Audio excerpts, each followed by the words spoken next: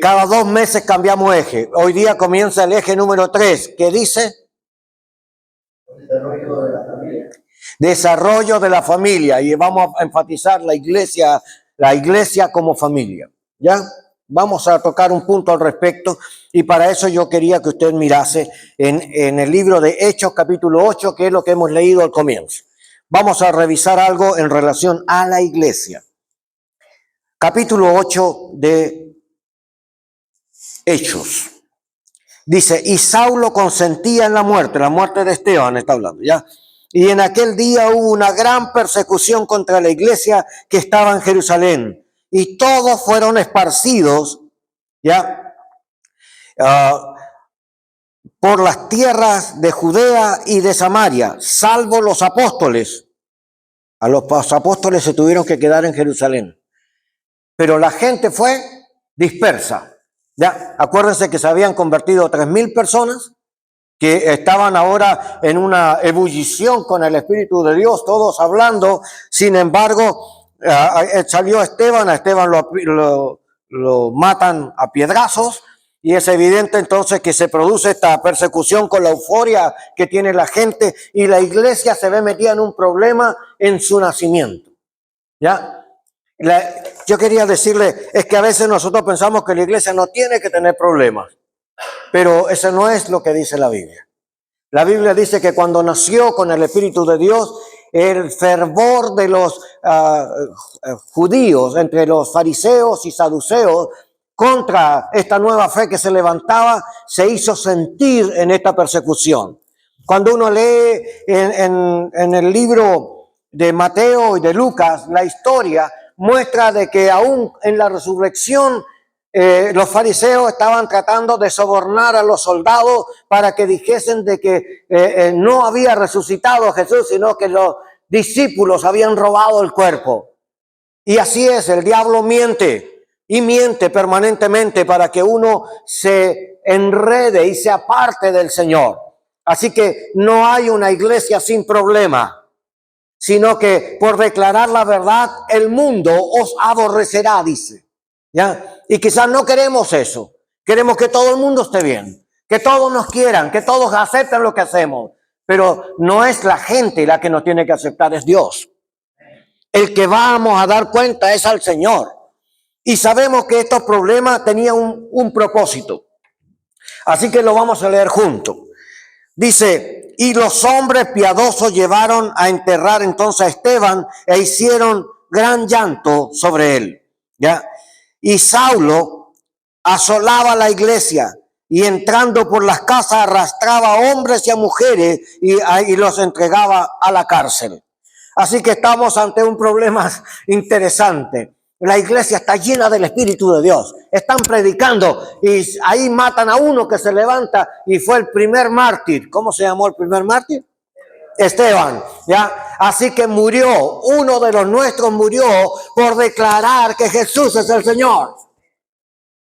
Pregunto, ¿qué pasa cuando nosotros declaramos que Jesús es el Señor y nuestros compañeros o los que están alrededor nos rechazan por eso? ¿Cómo nos sentimos? ¿Qué podemos hacer nosotros?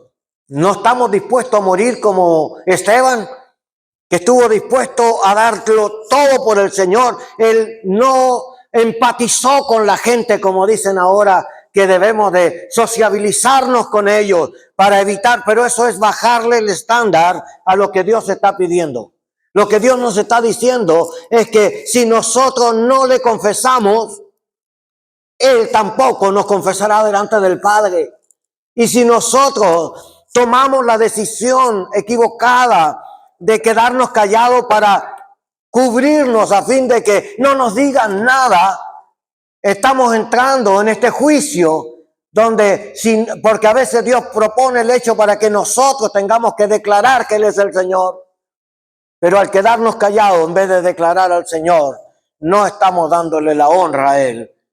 Y lo hicimos exclusivamente por evitar el sufrimiento que viene a veces por decir las cosas como son. Yo quiero decirle, ¿por qué el Señor, sabiendo que esto iba a ocurrir, entonces derramó de su espíritu sobre toda carne? Y lo vamos a descubrir, ¿ya? Versículo 4. Pero los que fueron esparcidos, ¿quiénes fueron esparcidos? Los cristianos, no los discípulos. ¿Me escuchó? Los discípulos se quedaron en Jerusalén y los que fueron esparcidos fueron los creyentes. Ahora, ¿quiénes estaban hablando? El versículo dice, y los que fueron esparcidos iban por todas partes. ¿Cuáles eran esas partes? Arriba decía, en el versículo 1, iban por todas las tierras de Judea y de Samaria. ¿Ya? Entonces, iban por todas partes en Judea y en Samaria. ¿Y qué iban haciendo? Anunciando el evangelio de Jesucristo. Entonces, ¿por qué Dios permitió la persecución? Para que el evangelio fuera predicado en todo lugar. Porque, ¿quiénes eran los portadores de la verdad de la palabra del Señor? Los creyentes. Los que habían creído, los que habían entendido. Ahora nosotros también somos portadores de su verdad y de su palabra. Usted puede claramente explicarnos por qué Jesús vino al mundo. Con todo el tiempo que hemos escuchado la palabra de Dios y lo que hemos leído y lo que hemos entendido, ninguno de nosotros puede decir que no sabe por qué Jesús vino al mundo.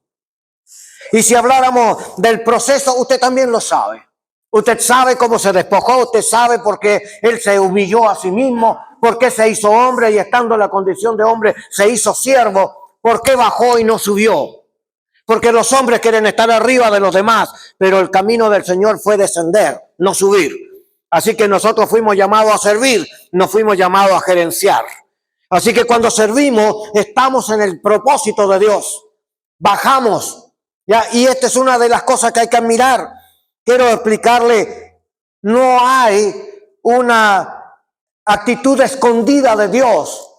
Todo lo que usted sabe, Dios se lo ha dado. Así que lo que usted conoce del Señor, Dios se lo ha revelado. Así dice la Escritura. Porque el Espíritu de Dios os guiará a toda verdad. Y su palabra es verdad.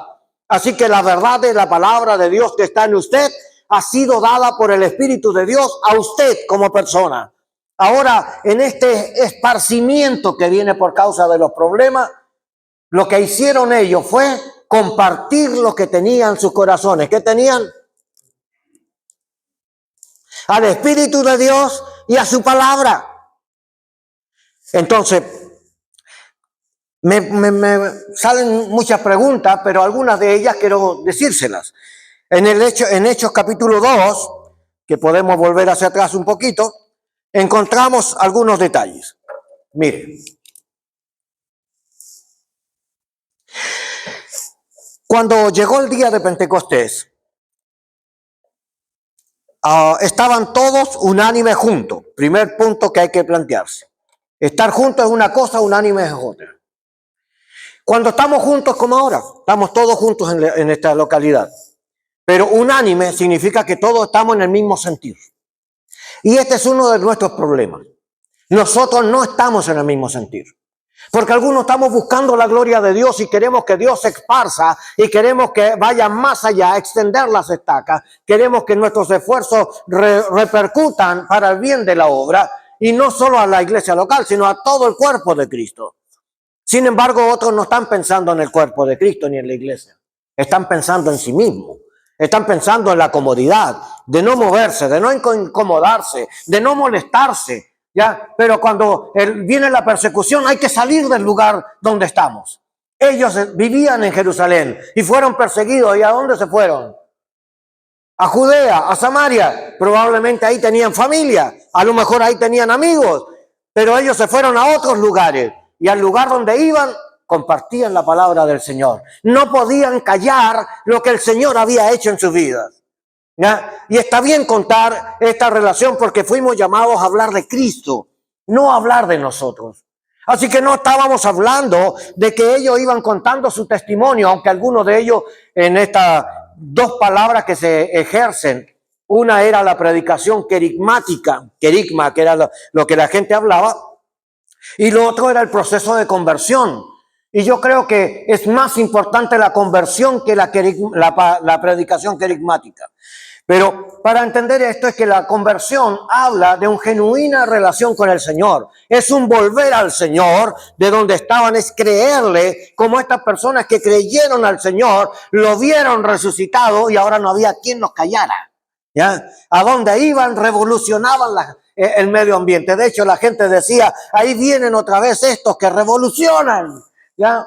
Pero era porque tenían tanto fervor de Dios que no podían callarlo, lo tenían que compartir. ¿Ya? Y nosotros a veces tenemos la posibilidad de compartir, pero nos falta la pasión, nos falta el fervor de Dios. Entonces preferimos callar y para excusarnos decimos que somos prudentes. Pero a veces el Señor nos lleva ahí para hablar de Cristo. Hemos escuchado gente que habla cosas que están fuera del Señor y nos quedamos callados y no corregimos o no decimos la verdad. Y tenemos que aprender a ser personas que declaremos su palabra en todo lugar. Nuestras familias tienen que saber la verdad de Dios. No nos podemos quedar callados ante el pecado y aceptar que esto sea real en nuestro medio y después venimos a la iglesia pensando que Dios va a hacer la obra y nosotros mismos no hicimos la tarea y le echamos la culpa a otros. Pero la Biblia nos enseña al revés. Esta palabra querigmática, le voy a explicar de otra forma, era la forma de la predicación con la vida y no la predicación con el conocimiento. Porque predicar por conocimiento, sí, eso es intelectual o visual. Usted repite lo que está viendo. Pero cuando usted lo vive, su espíritu y el espíritu de Dios tienen un sentido distinto. Es como la comida con sal, ¿ya? Porque la comida sin sal es desabrida. Y a veces uno piensa, sí, es la palabra de Dios, pero le falta algo. Le falta esa chispa del Espíritu que no te deja estar tranquilo, que te pone en sí esa necesidad pasional de compartir, de hablarle al otro. Tú sabes que el Señor salva. ¿Por qué vas a dejar que el tuyo muera? ¿Ya? Me llamaba una persona esta semana del Distrito 4. Estuvimos predicando en su convención y una de ellas decía, pastor, dice, fui a mi casa. Ella tiene un hijo que es drogadicto. El hijo que es drogadicto está dejando la escoba porque le está vendiendo las cosas de la casa para drogarse y llora en el culto y se quebranta en la obra, pero después se va a la casa y en la casa se olvida del llanto de la iglesia y en la casa hace cosas guiado por esta pasión drogadicta, pues, ya, dependencia, droga, dependencia. Y entonces me dice, yo no sé qué hacer. Me dice, en la iglesia se porta como un santo, ya. Y le dije, yo llévelo a la iglesia, pues. Porque la obra del Señor, ¿dónde está el Señor? En todo lugar. Pero ¿dónde adoramos al Señor? En todo lugar. Pero el cuerpo se reúne para adorar. Y cuando Él se junta con el cuerpo, la presencia de Dios lo inunda y Él no puede evitar, Él es quebrantado. Y el quebranto es un producto del Espíritu de Dios tratando nuestro corazón. Así que cuando el Espíritu de Dios nos trata, no es normal que alguno de nosotros solloce por ahí o sienta un par de lagrimitas que le salen en su presencia. Porque usted no puede eludir y decirle, no es real, no es real, no es real. Justamente porque Él está presente es que nuestro espíritu se ve conmocionado y tenemos esta tendencia de llorar en su presencia. Así que necesitamos esta liberación, pero la liberación no es venir al culto. La liberación tiene que ver con esta gracia del Señor. La predicación tiene que ir acompañada con poder, palabra y poder, palabra y poder. No puede ser solo palabra, si es solo intelectual. Entonces el Espíritu de Dios no tiene cabida. Pero cuando el Espíritu de Dios trabaja el corazón de quienes escuchan, cuando la mente de los que escuchan comienza a ordenarse, es el Espíritu de Dios obrando. No es uno, es Dios. Así que queremos que Dios obre en la iglesia. Queremos que Dios obre en estos predicadores como lo hicieron estas personas que no podían callar lo que habían visto y oído tocante al verbo de vida. A donde iban, contagiaban hablando de Cristo. No se quedaban callados. Ellos veían necesidades y oraban. Hechos capítulo 2 decía que se juntaban en las casas para hablar la doctrina de los apóstoles. Es decir, ¿y cuál era la doctrina de los apóstoles? Hablaban de Jesús, cómo había nacido, cómo había sido profetizado del Antiguo Testamento. Hablaban de cómo el Señor había sanado, cómo se interpretaba el hecho de que Dios sana, Dios salva. Ha leído en Isaías cuando dice, yo soy Jehová y fuera de mí no hay salvación. Y después encontramos a Jesús salvando. Dice, ¿cómo puede ser? Porque es el Hijo de Dios, es Dios mismo. Así que lo que hizo, lo que es del Padre también es del Hijo. Y lo podemos entender, pero encontramos un problema. Nosotros necesitamos una relación con el Espíritu de Dios para tener de nuevo, ¿qué es de nuevo? La valentía de hablar en todo lugar. ¿O acaso Pedro no tenía miedo cuando estaba antes del bautismo del Espíritu Santo? ¿No tenía miedo? Sí, pero después del bautismo, cuando estaba toda la gente amontonada escuchándolos hablar en nuevas lenguas, él se atrevió a hablarle a toda la multitud. Hay que tener valor. Hay algunos que para hablar en público tienen tremendo problema. Y déjeme decirle, pero cuando uno tiene al Señor y tiene la pasión de Dios, usted no puede callar. Usted va a tener esa intención de hablar, esa relación de hablar. Y usted no, es como cuando una vez fuimos a un campamento y ahí arriba de la montaña había un ojo de agua así que saltaba y nosotros queríamos taparlo. No se podía, pues el agua venía con tanta fuerza que nos tiraba, lo que le poníamos lo tiraba afuera. Y decía, esto es justamente lo que pasa cuando el Señor fluye de nuestro interior. Usted quiere decir que no, igual tiene que hablar del Señor, porque no puede callar lo que el Señor ha puesto en su corazón y en su mente.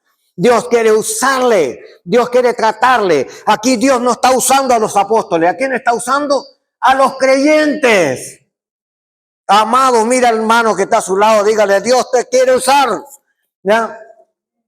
Y no quiere dejarte callar, mire, no quiere que te calles. Quiere que aprendas a hablar de Él en todo lugar. ¿Sabe cuál es el problema? Es que queremos hablar de Él en la iglesia, pero no en las casas. Ni tampoco hablar a la gente a nuestro alrededor. Pero los que están alrededor, a veces Dios los pone porque necesitan justo la palabra que tú tienes. ¿Me entiendes? Tú no puedes hacerte el que desconoces al Señor, porque el Espíritu de Dios te amonesta y quiere llevarnos a predicar esa verdad. Pero cuando ellos estaban en el lugar, el querigma es palabra de vida. Entonces, por decir algo, voy a emularlo para que usted lo entienda. Una cosa era predicar del Cristo. Otra cosa es decir, ¿qué experiencia tengo con el Señor? Y bueno, yo iba por el camino, ¿ya? Y todo el mundo me echaba a un lado porque tenía lepra. Así que me decían inmundo y yo no podía quedarme quieto. Así que tenía que pararme y gritar para que la gente que viniera esperara que yo me fuera para que ellos pasaran tranquilos. Y yo decía entonces, inmundo, inmundo. Yo mismo me ponía el título, porque tenía lepra. Pero yo sabía que iba a morir. La lepra iba avanzando rápidamente. Pero esta conducta de decir el testimonio de donde el Señor me tocó es querigma. ¿Qué es lo que es querigma? Hablar de lo que Dios hizo directamente contigo. El querigma no es la predicación como se traduce. Es una predicación con la vida. Es usted se humilló, Dios hizo la obra, cuéntelo. Dios hizo algo por usted, cuéntelo. Hable de la verdad de Dios.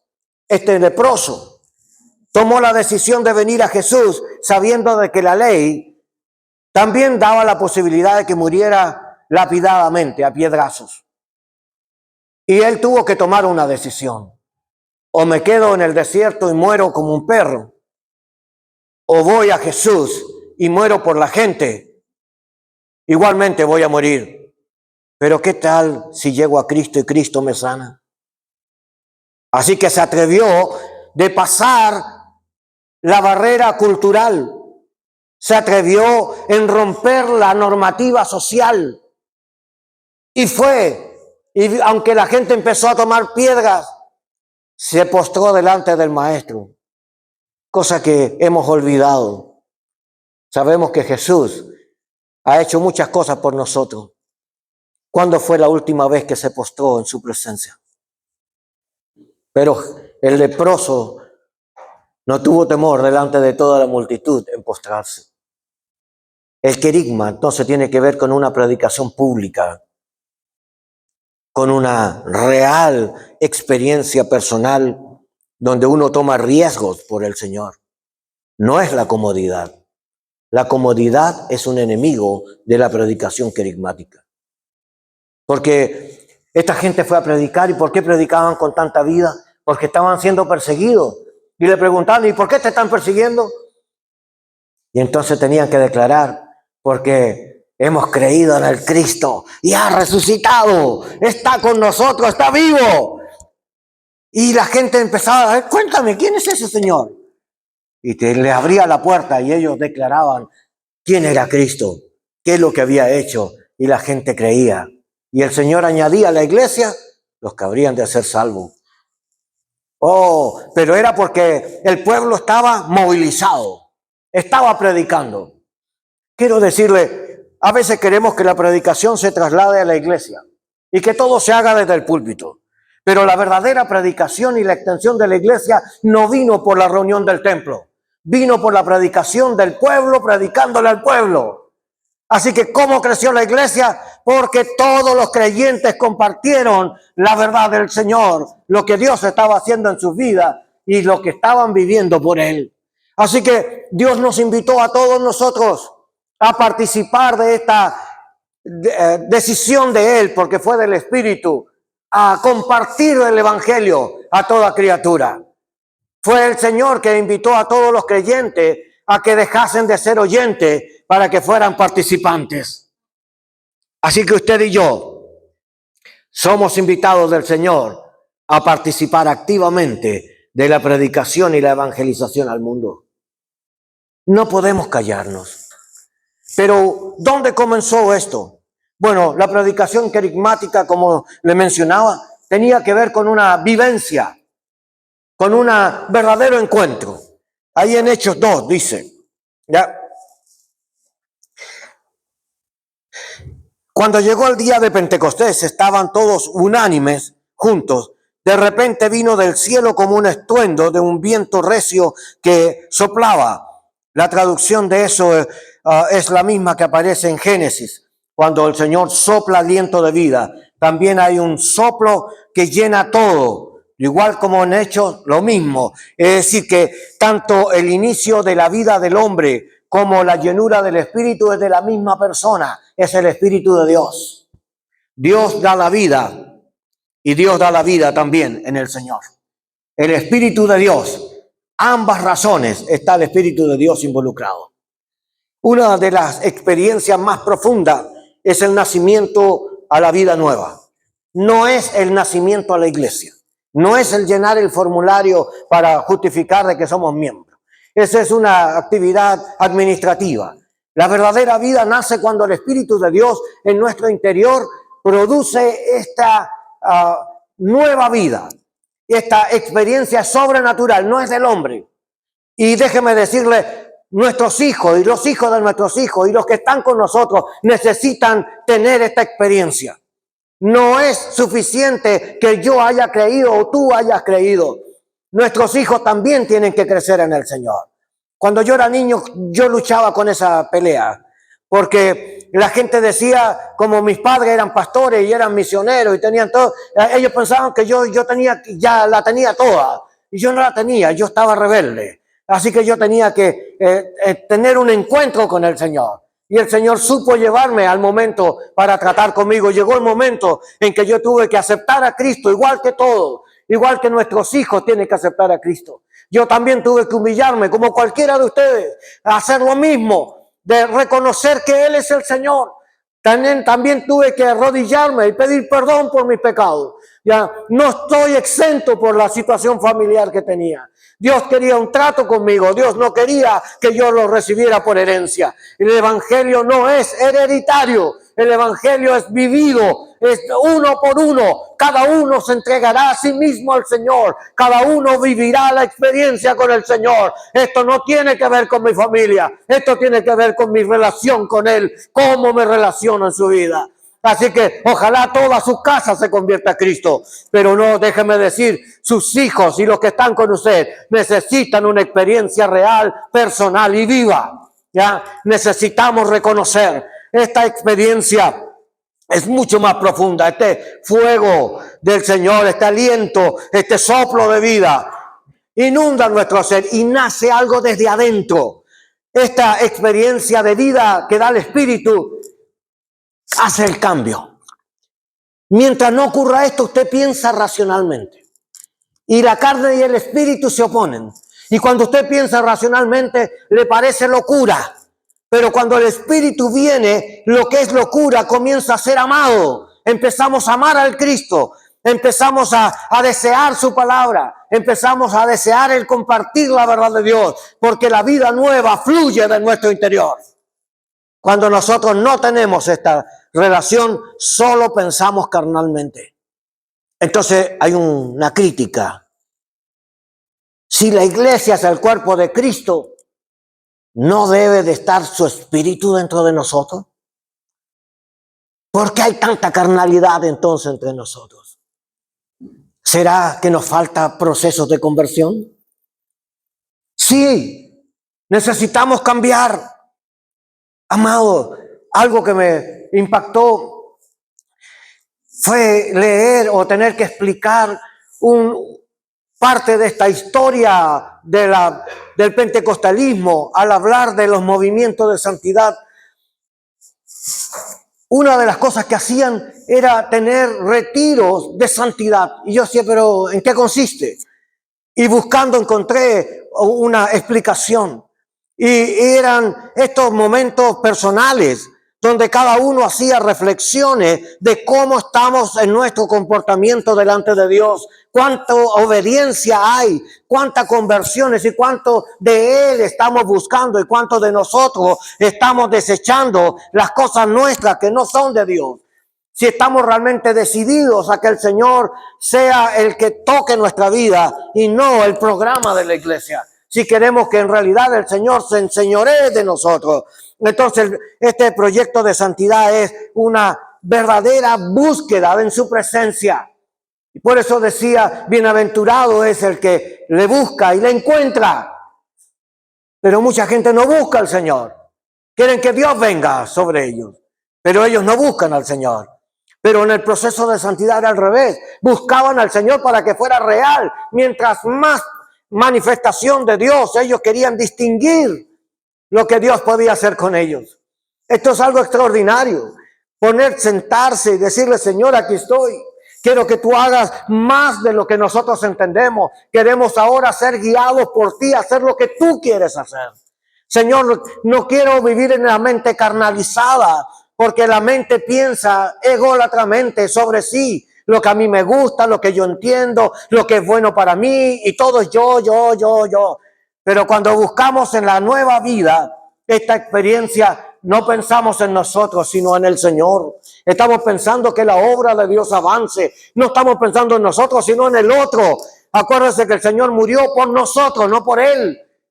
Él se entregó por nosotros y nosotros en la evangelización no estamos pensando en los costos, ni en el viaje, ni en la plata, estamos pensando en llegar a la vida del otro. Lo que queremos es que el otro sea alcanzado porque este es la necesidad del evangelio. Cuando estamos pensando en nosotros, estamos pensando carnalmente. La lucha del espíritu y la carne se producen porque nosotros tenemos que dejar de hacer lo que nosotros queremos. Tenemos que hacer lo que Él dice. Pero si usted tiene lucha es porque está vivo. Si tiene esta guerra de el querer y no hacer y hacer, es porque el Espíritu está dentro animándolo a decir, ahora elige lo mejor en Cristo. Ahora toma la decisión que corresponde. No hagas lo que tú quieras, hace lo que Dios pide. Entonces vas a entender que la vida nueva no consiste en cantar ni saltar. La vida nueva consiste en obedecer y hacer vida la palabra de Dios en nosotros. Así que esta gente que salió a predicar, tenían vivo este contexto, estaban convertidos y convirtiéndose al Señor. Y la Biblia dice que cuando ellos estaban predicando, el Señor los acompañaba con señales y milagros. Recuerda, palabra y poder, van juntos. No es solo Dios salva, no, Dios sigue salvando. Es algo real. No podemos seguir lamentándonos por lo pasado, sino que extendiéndonos hacia el presente. Queremos alcanzar el propósito de Dios. Queremos llegar a sentarnos a la mesa con dignidad. Queremos llegar donde el Señor nos diga, buen siervo y fiel. Tenemos que mirar hacia adelante y no para atrás. No es nuestra comodidad. Es Él llamándonos a predicar el evangelio a toda criatura. Cuando salió de esto, dice que estaban todos sentados cuando ocurrió esto. No estaban saltando ni gritando. Fíjese, estaban en la casa donde estaban sentados. Esto indica de que todavía no tenían esta llenura. Pero dice, se aparecieron lenguas de fuego asentándose sobre cada uno de ellos. ¿Y qué ocurrió? La pasividad de ellos cambió. ¿Por qué? Porque dice, y fueron todos llenos del Espíritu Santo y comenzaron a hablar en otras lenguas. Y hubo tal tumulto que la gente se amontonó alrededor. Oiga, no era poca bulla, porque la gente de toda la ciudad se agolpó a donde ellos estaban. ¿Cómo habrá sido la bulla que hicieron? Y cuando el Señor nos toca y nosotros empezamos a llenarnos del Espíritu de Dios, ¿hay alguno que pueda callarse? No. El Espíritu de Dios nos hace hablar en lengua, la gente levanta la voz, las personas comienzan a sentir este quebranto y a soltar este perfume agradable en su presencia. La llenura del Espíritu Santo cambia la experiencia del hombre. Sale de la pasividad, dejan de estar sentados. Cuando están sentados, están cómodos, no se quieren mover. Pero cuando el Espíritu viene a ellos, se levantan y el bullicio es tan grande que nadie puede quedarse callado. La gloria de Dios llena aquel lugar como puede llenar hoy nuestras vidas. Oh, tiene que haber algo más profundo, tiene que haber un deseo en nosotros por vivir la experiencia con el Señor. Que no debemos de quedarnos quietos para pensar de que Dios va a hacer obra en otro tiempo. Pero Dios no está pensando en otro tiempo. Dios es presente. Dios quiere hacer obras hoy entre nosotros. Hubo un señor, Stephen Lamb, ya murió. Era de la Iglesia de Dios. Fue un profesor del seminario pentecostal por muchos años, un director. Pero él escribió algo que me gustó en la lectura. Una de las cosas que hizo fue comparar este evento del Pentecostés con el movimiento de Azusa en el 1906. Ambos tienen cosas comunes. Primero, el Espíritu de Dios llenó toda la casa, tanto en el Pentecostés como en aquel establo donde estaban todas estas personas buscando la santidad de Dios. Fue igual. Otra cosa, acá en el Pentecostés, Dios no hace acepción de personas. Primero, cuando hablan todos los que están presentes. Y cuando la gente los escuchan de todos los pueblos. No solo los judíos, sino los elamitas, los medos, los que estaban alrededor, los que venían de la fértil media luna, que habitaban en ese momento por la festividad de la Pascua en Jerusalén. Así que venía gente de Irak, de Irán, de la Mesopotamia, del norte de África. Toda esa gente estaba metida ahí. Cuando usted lee los nombres de ellos y busca el origen de las ciudades, se va a dar cuenta cómo estaban dispersos. Y luego ve que el Señor, cuando abre este derrame del Espíritu de Dios, no está pensando en los judíos, está pensando en el mundo. Porque los que van a predicar, le van a predicar a todo el mundo, le van a predicar a todas las naciones, van a ir a todas partes para hablar de su obra y para ser discípulos en todo lugar. Ellos no están quietos. Así que Dios hace un derrame del Espíritu de Dios con la intención de que ellos ahora salgan a dar testimonio a todas las naciones. En Azusa habían mexicanos, habían hondureños, habían norteamericanos, habían también africanos y indoamericanos, indios. Y había gente de Europa que también estaban metidos ahí porque estaban levantando las cosechas. Era tiempo de cosecha. Y en el tiempo de cosecha había un hombre que en el tiempo americano nadie lo quería porque los que eran descendientes de africanos eran esclavos, así que eran considerados en segunda categoría. Y además, si no sabían leer ni escribir, los menospreciaban. Pero Dios no hace acepción de personas. Dios igualmente derramó su espíritu sobre toda carne. No hubo ninguna excusa. Ya, además, la persona que dirigía era tuerto. Se había accidentado entre los trabajos y había quedado con un ojo menos. Su nombre era Seymour.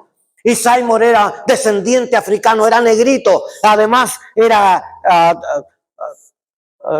tuerto, ¿ya? Y tenía todas el rechazo social de ese momento. Pero a Dios le plació usarlo. No estaban en un templo con cielo ni piso. Era un establo de tierra. Y ahí ellos se juntaban con todos los trabajadores y él empezó a guiarlos. Vamos a buscar la presencia del Señor. Vamos a buscar la santidad de Dios. Vamos a buscar que la palabra de Dios se cumpla entre nosotros. Y llegaron a este texto y empezaron a decir, y no es posible que el Pentecostés se repita otra vez entre nosotros. Empezaron a pensar, ¿y qué tal si empezamos todos a buscar del Señor para que el Señor nos llene de su presencia? ¿Qué tal si nos unimos a buscar santidad y dejamos que el Señor haga una obra sobrenatural entre nosotros? ¿Por qué no nos ponemos de acuerdo para ponernos en unidad, no solo juntos, sino unánimes, buscando la presencia y la llenura de Dios?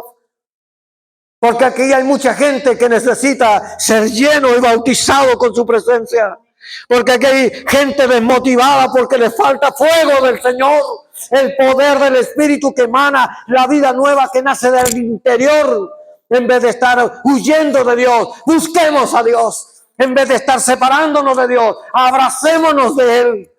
¿Por qué no ser llenos por el Señor? Y vivir la experiencia de la llenura y el hablar en lengua y aún el compartir con denuedo su palabra. Porque podemos hacer una verdadera revolución. Esta gente vivió esta experiencia. Dios no hizo acepción de personas, ni tampoco tomó en cuenta que algunos eran considerados en segunda y en tercera línea de sus castas, porque a Dios no le interesa la opinión de los hombres. No eran las castas sociales ni la economía. Eran personas sencillas, con un corazón limpio, que buscaron ser llenos del Señor. Eran personas que le creyeron a su palabra y que creyeron que Dios podía hacer algo con ellos. Y aquí vino esto igual. Era igual. Dios no hizo acepción de personas en el Pentecostés. Dios no hizo acepción de personas en Azusa. Dios valoró hombres y mujeres en el Pentecostés. Aunque todos hablan de los hombres, porque los judíos cuentan así a los varones, pero en el Pentecostés también estaban las mujeres. Acuérdense que estaba María, estaba la María, madre de Juan, la madre de Jacobo, estaba Simone. Ya había muchas mujeres en el lugar que le acompañaron a Jesús durante todo su periodo y que también estaban en el aposento. Cuando usted lea después del aposento, que ellos están ahí metidos en la casa, que tenían miedo después de la resurrección, todavía no salían. Y ahí aparecen las mujeres junto con los discípulos. Incluso habían discípulos que no eran los apóstoles. Recuerda que habían 12, en otro lado habían 120 y aquí habían 500. Oiga, tenemos que pensar en esto. Si habían 500 personas cuando Cristo se fue y llegaron a 120 al aposento alto, ¿por qué se fue tanta gente? Porque esto es lo que pasa. Dios llama a muchos, pero son los menos que toman en serio la verdad de Dios y que quieren vivir la experiencia y ser usados por el Señor. Y ser usado por el Señor es más importante que ser usado en la congregación. Tengo que decirlo, porque a veces estamos cambiando el orden, y el orden es que la gente fue a predicar porque fue llena del Espíritu de Dios. La gente no fue a predicar porque tiene estudio de cómo hacer evangelismo.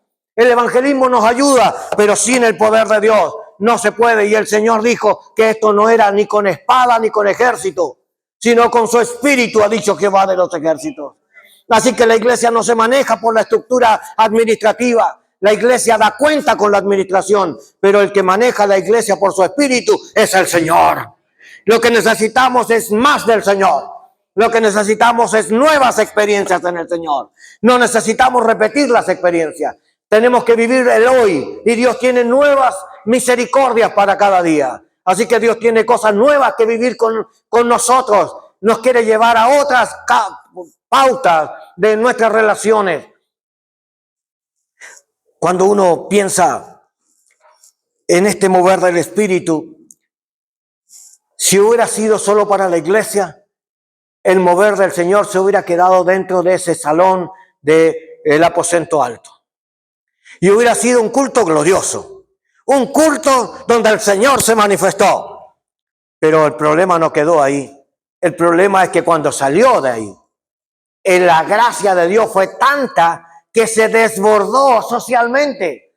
Estaban todos juntos, el Señor los toca a ellos, pero era tanta la gracia que todo lo que ellos tenían empezó a ser compartido en todo el pueblo. Salió Pedro, 3,000 personas, a la semana 4,000 más, tenían 7,000 personas convertidas a Cristo de una ciudad de 11 millones de habitantes. Yo quiero decirle, sí, Dios puede hacer tremendas experiencias si nos ponemos en sus manos. Pero no podemos hacer nada sin la experiencia de la llenura y sin la experiencia de esta vida de conversión que nos lleva a testificar con la vida y no con las palabras. El problema de la carne es que la carne usa los textos bíblicos para justificar que sabe, pero tiene palabra, pero no tiene poder. Y la vida nueva tiene palabra y poder juntas. Nosotros necesitamos algo más que esto. Tenemos que aprender en una realidad contextual. Si el Señor repitió esto varias veces, lo hizo en el movimiento pietista de piedad, de ahí viene la palabra pietista. Eran cenas, retiros.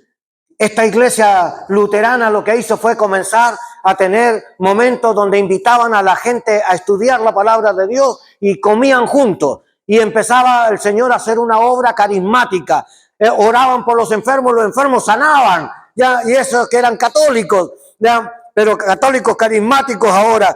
Y este movimiento ganó fama y de ahí se conoce el movimiento pietista, de piedad. Así que el movimiento de piedad lo que hacía era invitar, conocer la palabra y orar por los enfermos. ¿Hay algo distinto? ¿Escuchamos algo que no está bien en la Escritura? No, era exactamente lo que el Señor quería hacer. Vamos a Hechos capítulo 2, 42. Ahí dice, y se reunían en las casas y perseveraban en la doctrina de los apóstoles, perseveraban en la Escritura y luego en la comunión unos con otros. Era importante tener esta fraternidad y relación familiar. No podemos estar juntos y divididos. Esto está mal. La división no es de Dios, es del diablo. No podemos estar, para estar unánime, tenemos que estar juntos y en el mismo sentir. Tenemos que meternos todos en la misma carretera. No importa que unos vayan antes y otros después. Estamos en el camino del Señor. Estamos yendo hacia la meta. Queremos llegar hasta donde el Señor nos lleve. Cuando el Señor nos llame, allá estaremos. ¿Ya? Pero seguimos la batalla porque el Espíritu de Dios tiene un plan con nosotros. Y esto tiene que ver con el plan salvífico de Dios al mundo. Oh, yo quiero decirle algo común. Estas personas que oraban del día 40 al día 50, recuerda que el Pentecostés son 50 días después de Pascua, Jesús se fue a los 40. Así que, ¿cuánto tiempo estuvieron orando en Jerusalén? 10 días. Así que 10 días orando que la promesa de Dios se hiciera real, ¿ya? Y no se quedaron conformes. Y Dios hizo esta manifestación porque ellos llegaron a ser vencidos por el Señor en lo privado. No vamos a hacer lo que queremos. Lo que queremos es que tu palabra en nosotros sea real. Y en esta búsqueda el Señor contestó. Azusa, estaban en oración y en ayuno. Hermanos, tenían más de 3 meses buscando la promesa del Espíritu de Dios. No era un grupo pequeño que a lo mejor a nadie le importaba porque era gente de campo, gente que estaban levantando las cosechas. Pero para Dios sí eran importantes. Y cuando ellos empezaron a orar y a buscar y a orar y a buscar, a orar y a buscar, el día que fue derramado el Espíritu Santo, estaban en ayuno, así dice la historia. Ellos estaban ayunando para que el Señor hiciera la obra. Y lo glorioso, fíjese, comenzó el derramamiento del Espíritu Santo cerca de las 8:30 de la mañana. A las 10 de la mañana dice que toda la iglesia hablaba en lenguas. Y esto siguió y la gente caminaba por las calles y pasaban al frente de ellos y eran bautizados por el Señor. Y el mover era tan grande, la gente venía de las comunidades porque sentían ruido. ¿Qué tiene que hacer el Señor para impactarnos? Porque la presencia de Dios es más que suficiente. Sin embargo, se encendió una hoguera que nadie pudo apagar hasta el día de hoy. Ahí nació la iglesia pentecostal, mi hermano. Ahí por primera vez se conoció a este grupo de personas que venían de la santidad y wesleyano para atrás en cuanto a su formación. Querían buscar la santidad, querían hacer la voluntad de Dios, querían la presencia de Dios en sus vidas, lo anhelaban. Era tanto el mover y ahora Dios se ha hecho presente en medio de una congregación humilde, pero con un corazón listo para que Dios haga su obra. Por eso necesitamos volvernos a las Escrituras. Necesitamos volver a la experiencia con el Espíritu de Dios. La iglesia no nació por un programa. La iglesia nació con el bautismo del Espíritu Santo y el poder de Dios en la vida. Si la iglesia pierde el enfoque, volvamos a las Escrituras. Volvamos a la palabra del Señor. Volvamos a desear que el Señor haga esa obra interna de conversión. Pidámosle a Dios que nos dé de nuevo valentía para predicar. Tengamos inteligencia y sabiduría bíblica para poder hablar y guiar a otros al Señor y a su presencia. Déjese de pelear por situaciones, cargos, ideas, todo eso es circunstancial. Todos los cargos duran un tiempo, después fallece uno o lo cambian y ya se acabó. Pero eso no te va a salvar. Pero el Espíritu de Dios y la vida va a rescatar a muchos. Necesitamos palabra y poder de Dios. Quiero invitarles a pensar un momento. ¿No sería bueno que la iglesia viva una experiencia renovadora? Habría que pagar un precio. Tal vez tendríamos que venir a la presencia del Señor hasta que el Señor haga la obra. Habría que renunciar a muchas cosas y estar dispuesto a los cambios. Y decirle, Señor, no es lo que yo quiero ni lo que yo pienso. ¿Qué es lo que quiero? Más del Señor, más de su presencia, más de su obra. Queremos una experiencia real y profunda. Queremos vivir una etapa donde nada pueda callar lo que el Señor haga desde nuestro corazón, nuestro interior, que fluirá de adentro ese fluir de gracia. Entonces los que están contigo serán afectados por la palabra de Dios. Los que están observando verán un testimonio real y verdadero y no doble estándar. Entonces el sacrificio no será visto como una tremenda prueba, sino como parte del llamamiento del Señor a la extensión de su reino. Cuando tengamos que dar, no estaremos pensando en las plata, vamos a estar pensando en el beneficio de alcanzar a otros. Cuando tengamos que ir, no vamos a estar mirando si llueve o hace calor o hace frío. Vamos a ir porque nos interesa que el otro llegue a Cristo. Vamos a dar un paso más allá. Vamos a salir del anonimato. Vamos a salir de la silla. Recuerda que estaban todos sentados. Estaban todos quietos. Pero cuando vino el Espíritu de Dios, revolucionó todo. Yo quiero una revolución en el Señor. Oh, yo pido al Señor que esto ocurra. que este lugar sea inundado de la gracia de Dios cual nunca lo han tenido. Un verdadero Pentecostés que sea fluido entre nosotros, que lleve a muchos al ministerio a predicar. Algunos se atreven a ir a Samaria, otros van a ir a Judea y otros van a ir a cualquier otro lado, pero Dios los va a llevar a dar testimonio de lo que Él está haciendo. Y el lugar es del Señor. No existe otra razón. Puedo preguntarle, ¿estaría dispuesto a venir a la presencia de Dios y comenzar una búsqueda distinta y decirle, Señor, yo quiero. Sí, yo quiero, Señor, venga. Salga de su lugar, venga aquí adelante.